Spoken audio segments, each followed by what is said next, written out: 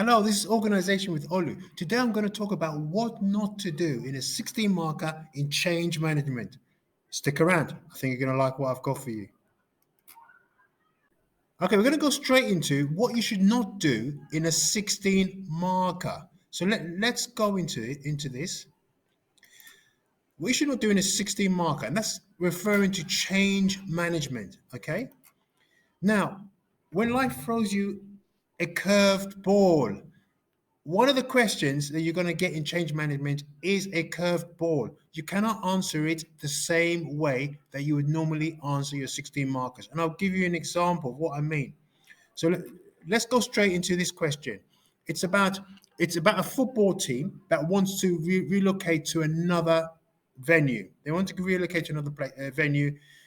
They have some support, but they also have a lot of people who are not happy about the move. Okay, so for example, this is a typical kind of question. You're going to get a couple of questions which are typical, where you just simply follow the identify, explain, analysis, and your evaluation. It's paying particular attention on the case study. For example, analyze 4 barriers to change at FGFC Limited. Okay, so you simply identify the 4 barriers. You explain the barriers. You explain why these barriers are going to be a problem if they're not dealt with, and then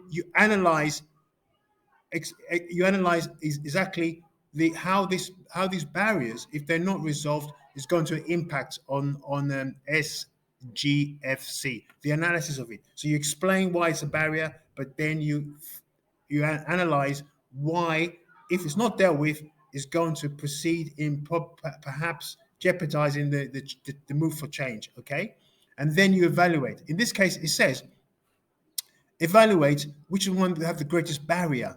Then the good way of doing it, first of all, the way I would go about this typical kind of question is that you won't have time to talk about 4 barriers in detail. I would suggest you identify the 4 barriers, which you need to do for L1, but then you state you're going to focus on 2 major barriers. Then after you've done that, in terms of your evaluation, you would explain why this barrier will have the greatest impact, and you just decided to choose it rather than one of the other barriers. And a good idea is to maybe choose one of the other barriers that you didn't talk about.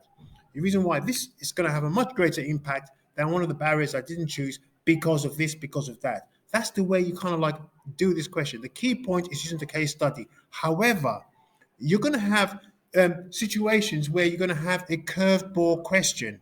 And I'll explain what I mean by a curveball question. So if we go down here, and the curveball question simply comes up with produce a plan of action showing for SGFC Limited based on 4 soft elements of McKinsey 7S model for change. Evaluate the suitability of your plan of action. Now, this is a curveball question. You have to use a different method of approaching this question. Yes, you're still going to identify. Yes, you're still going to explain. Yes, you're still going to analyze. And yes, you're still going to evaluate. But it's the different type of question. Let me explain to you. Let me give you an example of what I've done for you in terms of a guide to this kind of particular question, which is a difficult question. And that's why they call it a curveball question. Now, let's start. Remember, it's based on the soft elements of McKinsey, 4 soft elements. So you need to mention the 4. Okay, my plan is based on the 4 soft elements of the McKinsey model, namely skills, staff, style, and shared values. I've identified 3 crucial issues that the soft elements of McKinsey model can resolve. These issues are: you need to go into the resource, pick out 3 key issues, and put that in your plan. Remember, this is a plan. The key point in writing a plan is to imagine you are the one writing the plan. You are the one writing the plan. It's not the football club writing the plan. You are writing the plan. And that's going to make you understand exactly what you're going to do, and it's going to come across in the right way. Okay, you're writing this plan. Key things I'm going to consider for my plan to be successful. See what I've done?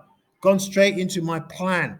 It's helping SGFC to make the change to a new ground. Is for everyone to have a shared value. Talk about a shared value. Mention all the different type of stakeholders that you have.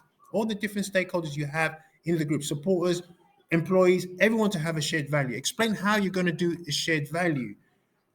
One note, please don't use any other theory of change management. This is not the time to use it. You've been asked to use specific, you've been given specific information to use in your plan. That's all you can use. Very, very important. Okay, so in other words, you might have to call a meeting, you email people, you call a meeting. Okay, how would you implement the plan? Suggest how this would be done, include that in your plan. Warning, use McKinsey language throughout. Do not refer to any other management theories by name until you evaluate. So in the plan, you only must focus on McKinsey's 4 soft elements. Okay, nothing else. Okay, so another thing is looking at the skills. We've talked about skills here. Look at the skills of employees in SGFC. Are there any gaps in skills? Design a questionnaire, a non-anonymous one, so you can know who's responded, so you can provide specific, focused training for that particular person.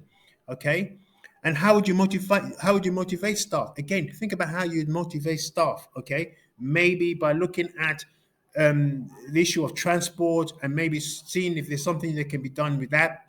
That has to be included in your plan, but in line with what McKinsey says, not with any other theory of management.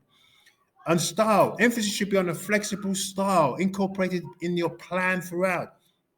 Remember, you need an autocratic style pretty much to force the change. The change has to happen, guys. It has to happen. However, a more democratic style, stroke engaging style should be adopted in order to bring the change forward, because you need to bring supporters and everybody else on. You need to be on the same sheet. So you need to have more of an engaging style to bring everybody together. However, you need an autocratic style to push the change forward. Okay.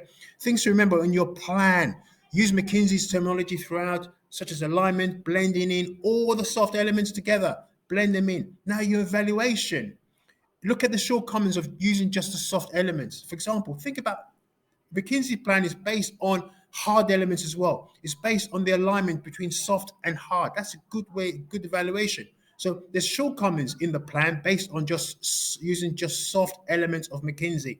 You need to use the hard elements, and there needs to be an alignment. Another evaluation is that something like Kotter. Kotter would have been really useful in terms of what Kotter could offer, in terms of creating wins, in terms of creating urgency, all these things. So that's another limitation of just using McKinsey. Okay, so hopefully, guys, you've understood this. Please smash the like button, like and subscribe, and I'll be doing a few more of these ones. These ones are coming out. They're curveball questions, but just need to practice. Okay, see you later. Thank you. Bye-bye.